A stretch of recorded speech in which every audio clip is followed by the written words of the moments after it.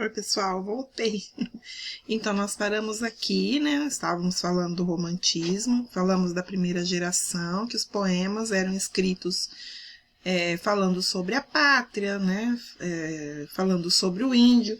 E eu esqueci de comentar, deixa eu ver, ó, por exemplo, primeira geração, Gonçalves de Magalhães, Gonçalves Dias. Acho que vocês já ouviram falar, Canção do Exílio. Minha terra tem palmeiras, onde canta o sabiá, né?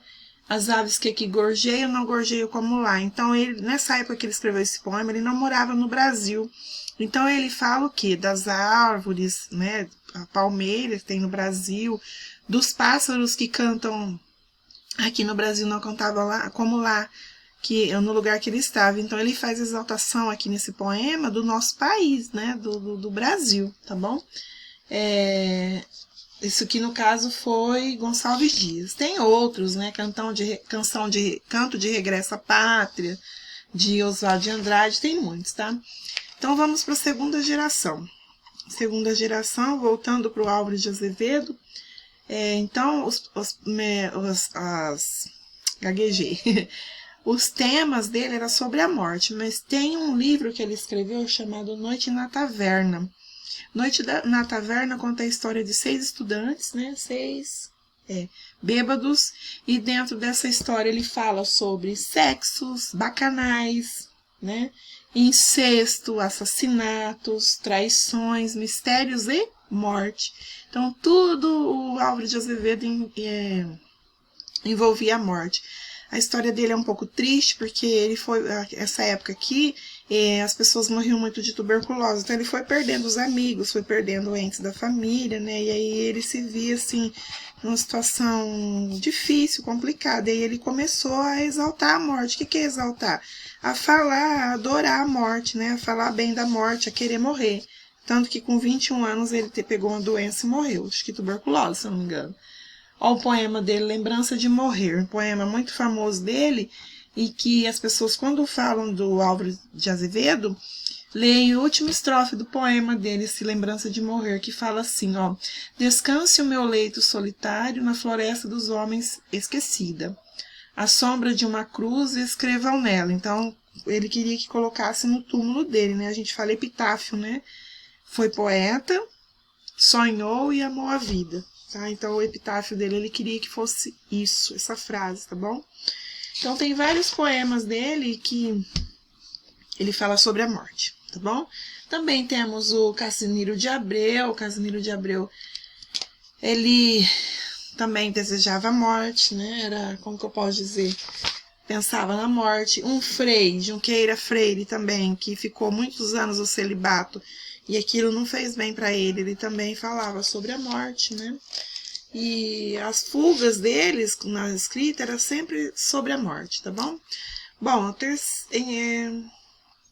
depois vocês leem essa parte aqui. Os principais poetas dessa época, né, do romantismo, segunda geração: Gonçalves Dias, Álvares de Azevedo, Casimiro de Abreu, Junqueira Freire, Fagundes Varela, Laurindo Rabelo, entre outros. Então, no poema, tá? A gente fala poesia, mas é poema. Na prosa, o que é prosa?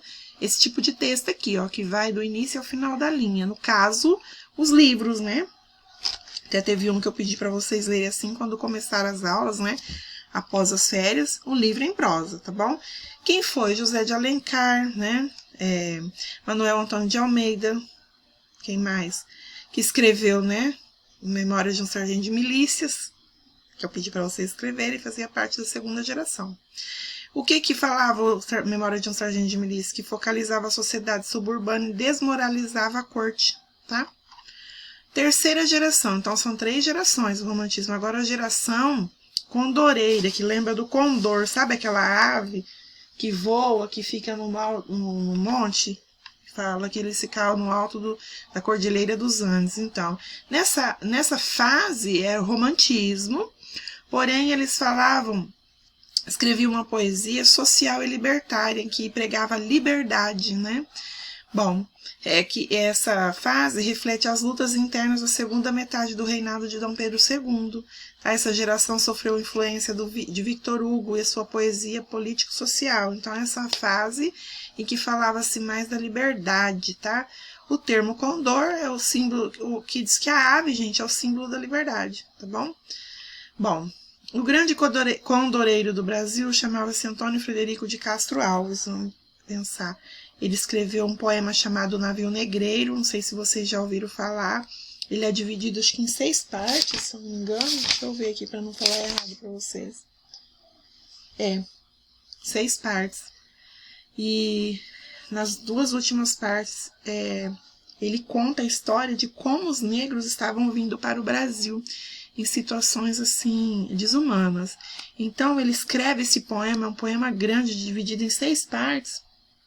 Ele faz uma denúncia, né, de como os escravos estavam vindo nesse navio para o Brasil em condições desumanas. Aí ele denuncia através do poema. Então, por isso que eu falo que a literatura ela é libertadora. Você pode usar a literatura para denunciar, você pode usar a literatura para escapar do seu momento que você está vivendo, tá? Então, gente, o Castro Alves ficou muito famoso com esse poema chamado Navio Negreiro, tá bom? Se vocês tiverem um tempo, leiam para vocês verem. Que é um poema que a gente lê, a gente fica até triste, tá bom? Tanto que os escravos eram humilhados, né? Bom, outros autores dessa terceira geração, Joaquim de Souza Andrade, né? Souza Andrade, Tobias Barreto, Franklin Távora, Visconde de Itaunay, Casimiro de Abreu, Junqueira Freire, Fagundes Varela, entre outros, tá? Só alguns nomes, assim, mais comuns. Prosa são os livros, tá bom? Antes do período artístico romântico, as composições em prosa eram menos frequentes. Aí depois que o romantismo surgiu, aí os livros, né, esses aqui, assim, ó, que contam histórias, ó, sabe? Eles começaram a surgir, tá? Tem um romance aqui, ou mulher antirromântica, né? Só tem a Agatha Christie aqui, romance policial. Bom, a espécie preferida pelo público era o romance de tema sentimental, tá bom? Os livros que falavam de sentimento. Bom, tinha uns folhetins que eram histórias de amor que eles escreviam nos jornais, tá? E era publicado em séries. O primeiro romance romântico, né? Romance romântico por quê? Porque fala de amor brasileiro. Foi escrito em 1843 e é o filho de pescador de Teixeira e Souza. Só, gente, o que acontece? Como ele não caiu no gosto das pessoas, então eles resolveram, né?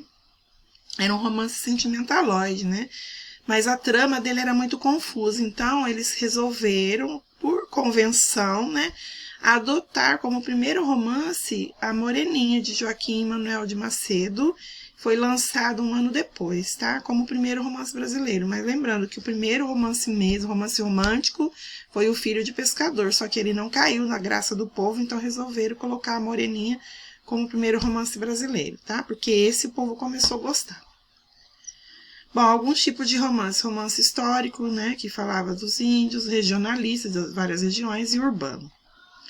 Principais autores e obras, né, do Brasil, tá? Bernardo Joaquim da Silva Guimarães, aí Lendas e Histórias. Então, aqui, gente, depois vocês dão uma lida para vocês ficarem e procura se interessar por alguma obra. Olha, gente, Escravizaura cai em vestibular, tá bom? O Seminarista,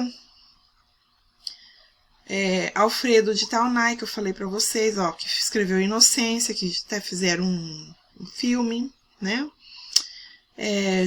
José de Alencar, a gente fala, né? Deixa eu ver uma obra dele aqui. Depois vocês leem aqui sobre ele, tá? Não vou lembrar agora, mas teve muitas obras dele que se tornaram filmes, tá bom? Manuel Antônio de Almeida, Memórias de um Sargento de Milícia, de novo, né? Aqui tem alguns autores, tá? Bernardo Guimarães, Alfredo Itaunay, José de Alencar, Manuel de Almeida. Poesia, romantismo, qual eram as características? É uma poesia romântica. Só, gente, que lembra-se, sentimentalismo. Tanto eles escreviam sobre sentimentos românticos, como aquele sentimento, o desejo de morrer, sentimento de insatisfação. Não se esqueçam, tá? Não se esqueçam também que nessa época eles demonstravam o sentimento também fazendo crítica, que é o caso do Castro Alves, que escreveu o Navio Negreiro, né? Bom, deixa eu ver. Antônio Gonçalves Dias escreveu cantos, cestilhas, tá? Aí, Canção do Exílio, que eu falei pra vocês, Minha Terra Tem Palmeiras, onde canta o sabiá. Então, quando ele escreveu esse poema, ele não morava no Brasil, então ele escreveu o poema exaltando, falando bem do Brasil, das árvores, dos pássaros, tá? Manuel Antônio Alves de Azevedo, ó, que morreu com 21 anos, com cara de velho, né? Bom, ele representou o mal do século. Esse aqui foi o que mais falou sobre a morte, tá bom? Morreu com 21 anos. A Lira dos 20 Anos aqui, que é um poema, é um livro de poemas muito famoso dele, se vocês tiverem como ler, né? E ele fala de tudo também, gente. Ele era bem crítico. Aqui tem o Joaquim de Souza Andrade, que é o Souza Andrade. Antônio Federico Castro Alves, ó. Castro Alves era mais jovem. Espumas Flutuantes, né? Vozes da África e o Navio Negreiro, como eu falei para vocês. Então ele era bem... um poeta bem crítico, tá bom? É isso. Gente, eu não falei nem metade do que eu deveria falar e já tá dando de novo 11 minutos, mas pensa.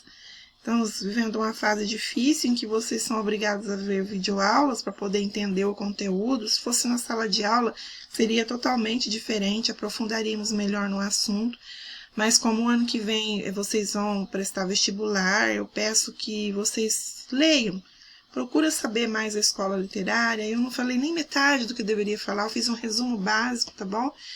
E é isso, eu vou mandar umas atividades bem simples e mais assim que vocês façam essas atividades online e que mais para estudo mesmo, porque assim, eu vou mandar 1 ou 2 questões para vocês analisarem, para ver se entendeu bem a escola literária, as 3 gerações, e o resto vocês vão fazer online, não precisa encaminhar nada para mim, é mais para estudo mesmo, tá? Que agora vocês são autodidatas, né? Praticamente. Então, não se preocupe que a atividade vai ser bem simples. Fiquem com Deus, se precisando, entre em contato comigo, tá bom? E dá uma lida aqui, vê as obras, gente, são obras que caem vestibular, tá bom? Cai bastante vestibular. E fiquem com Deus até semana que vem, se Deus quiser.